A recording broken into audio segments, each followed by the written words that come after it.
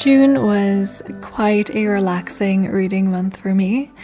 Because I finished May by reading A Little Life, I decided to take it easy this month, and that ended up being me reading only 4 books, exclusively romance, including another Jane Austen reread. Please let me know how your reading month went and which books you enjoyed or didn't enjoy as much. The first book I finished was Part of Your World by Abby Jimenez, which I spoke about a little in my reading vlog earlier. In Part of Your World, we have Alexis Montgomery, a city girl in her 30s from an elite family of doctors with big expectations on her shoulders, who has a meet-cute with Daniel Grant, small-town boy almost 10 years younger than her and who has seemingly the opposite life of her in every way. But their chemistry is undeniable, and while Alexis knows for sure that Daniel does not fit into her life and there is no future for them to build, she can't help herself but being attracted to him. And so we see many crises, existential, medical, familial, erupt as Alexis tries to figure out what to do. I really enjoyed this romance. It's a rom-com that has very cute moments, but then also tackles some serious conversations and topics, and then has some steaminess, but it's not overdone. And I think the little bit of magical realism was a bonus, which really fit well with this story. So I would definitely recommend this book, although I should say that there are some content warnings, in particular on emotional abuse and gaslighting, and to a smaller extent also physical abuse. But overall, I found this to be a very heartwarming romance, which also has some elements of chosen family, second chances, and a bunch of other things that will make you believe in humans again. And for the romance part, I laughed and swooned and even teared up a little because the author definitely knows how to get their reader invested in the characters of this book. I was rooting for so many people.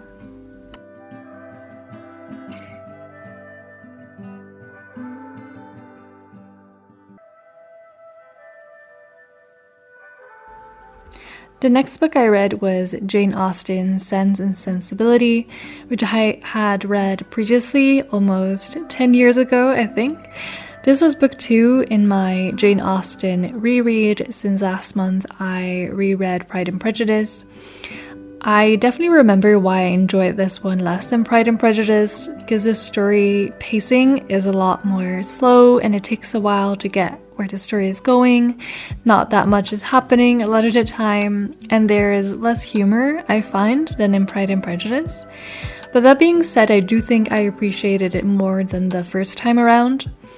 Kind of knowing the overall storyline already, it made me appreciate more the kind of musings on love and affection and marriage.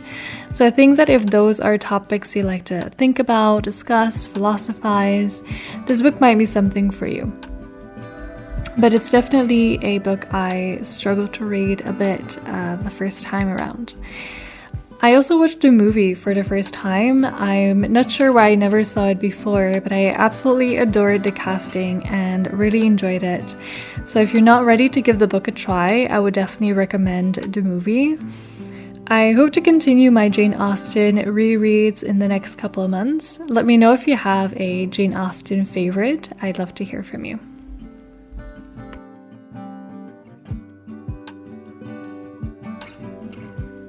Next, I also read Felix Ever After by Case and Callender, which had been on my TBR forever, but I'm so glad I finally read it, and it was actually quite a fast read for me. Felix Ever After is a moving coming-of-age story that follows Felix's love. Being Black, transgender, and queer, Felix feels like maybe he is one marginalization too many to be living a life full of love and opportunities like his friends and peers. Felix grapples with his identity and sense of self-worth on a personal level as well as on a career or educational level. And most of all, he wishes he could just fall in love, and he feels like he's always a bystander watching other people fall in love.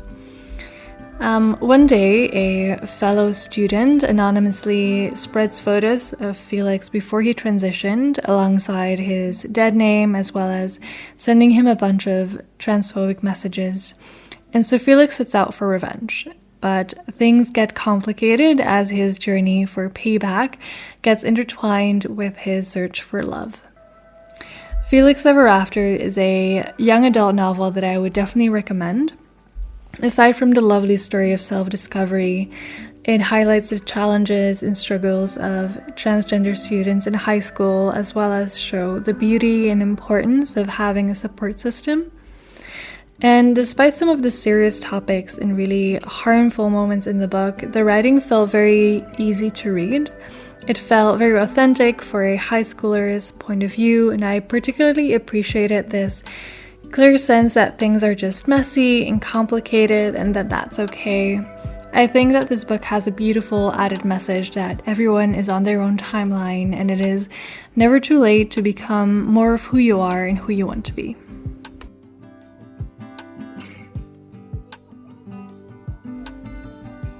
Finally, I also finished Actor Age, Eve Brown, which is the final book in Talia Hibbert's Brown Sisters series. So this third and final story follows Eve Brown, who is feeling the pressure from her family to grow up, get a steady job, and essentially do what is expected of her. And after a heated fight with her parents, Eve ends up running away, driving around when she finds herself in a small town. There she runs into, quite literally, Jacob Wayne, owner of a quaint B&B where she ends up working. Jacob and Eve drive each other up the walls until they don't, all the while guiding Eve to figure out more about herself. This book too was a cute romance novel like the rest of the series that tackle some more serious topics. It has nuanced and flawed characters who I definitely adored. But similar to book 2, it was a bit too cringy and spicy for my personal taste. Book 1 is still definitely my favorite. Overall happy to have read this series. I think that they are all quite easy reads, balanced romance stories. I would recommend them, but book 2 and 3, as I mentioned, have some very awkward situations and lots of steamy scenes. Also for the last book, just to note that it mentions anti-autistic ableism and childhood neglect, in case you would rather not read about those topics. I seem to have some romance genre momentum going on, so please leave your romance recommendations in the comments, because I am actually still quite new to the genre, but I've been really enjoying it lately. So those were the books I read in June. I hope you enjoyed the video. Thank you so much for watching and have a nice day.